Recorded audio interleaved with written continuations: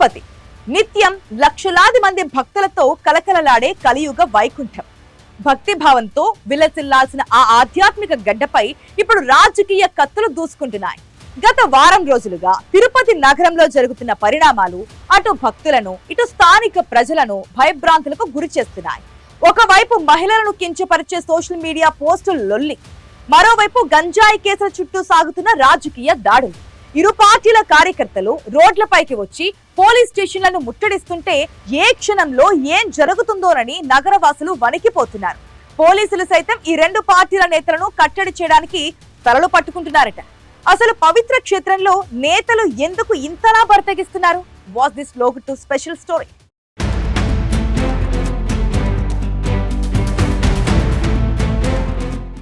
నిత్యం గోవిందనామాలతో మారుమ్రోగాల్సిన తిరుపతి వీధులు ఇప్పుడు ఇరు పార్టీల రాజకీయ నినాదాలు, పరస్పర విమర్శలతో రణరంగంగా మారుతున్నాయి. నగరంలో గత వారం రోజులుగా రాజకీయ వాతావరణం ఒక్కసారిగా ఉద్రిక్తంగా మారింది. సోషల్ మీడియా పోస్టులు, గంజాయి కేసులు, పరస్పర అవమానాల నేపథ్యంలో అటు వైసీపీ ఇటు టీడీపీ శ్రేణులు పోటాపోటీగా ఆందోళనకు దిగడం నగరంలో తీవ్ర కలకలం రేపుతోంది. శాంతి భద్రతలను కాపాడడం ఇప్పుడు తిరుపతి పోలీసులకు ఒక పెద్ద సవాల్గా మారింది. తప్పు మీదంటే మీదే అంటూ ఒకరిపై ఒకరు నిందలు వేసుకుంటూ నేతలు రోడ్లపైకి వస్తున్నారు. ఈ హడావుడి చూసి పవిత్రమైన పుణ్యక్షేత్రంలో ఇంత దిగజారుడు రాజకీయాలు చేయాలా అని స్థానిక ప్రజలు, భక్తులు ముక్కున వేలేసుకుంటున్నారు. రోజురోజుకు పెరుగుతున్న ఈ ఉద్రిక్తతలతో నగరంలో ఎప్పుడు ఏం జరుగుతుందోనని క్షణక్షణం భయం వెంటాడుతోంది.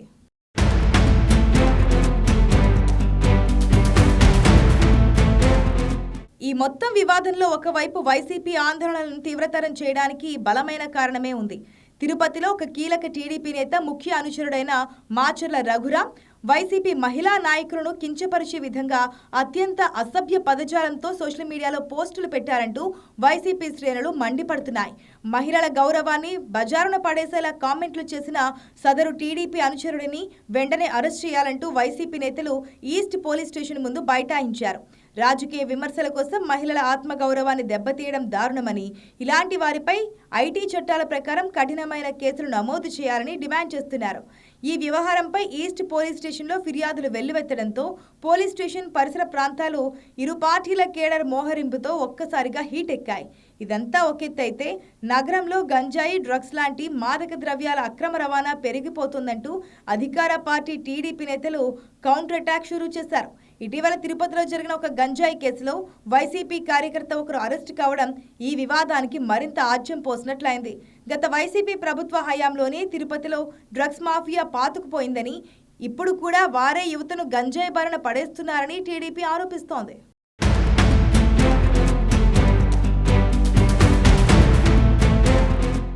తిరుపతిని డ్రగ్స్ రహిత నగరంగా మార్చాలని, అక్రమార్కులపై ఉక్కుపాదం మోపాలని డిమాండ్ చేస్తూ ఈస్ట్ పోలీస్ స్టేషన్ పరిధిలోని మహాత్మా గాంధీ విగ్రహం వద్ద టీడీపీ నేతలు భారీ ధర్నాకు దిగారు.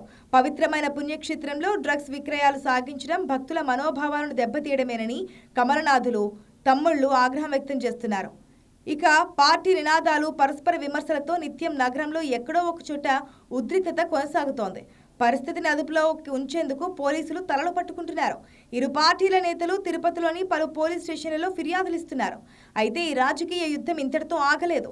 తిరుపతి మాజీ ఎమ్మెల్యే భూమన కరుణాకర్ రెడ్డి కుమారుడు, యువనేత భూమన అభినయ్ రెడ్డి ఫోటోను డ్రగ్స్ కేసులో దొరికిన నిందితుడి ఫోటో పక్కన పెట్టి తిరుపతి నగరంలోని ప్రధాన కూడళ్లలో రాత్రికి రాత్రే ఫ్లెక్సీలు ఏర్పాటు చేయడం తీవ్ర సంచలనంగా మారింది.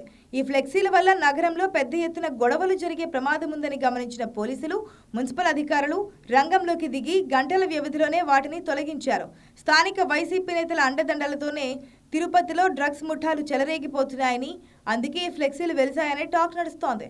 రాత్రి అయితే చాలు, ఉదయానికి ఎక్కడ ఫ్లెక్సీలు వెలుస్తాయో, ఎక్కడ కొట్టుకుంటారో అనే భయం ప్రజల్లో కొనసాగుతోంది.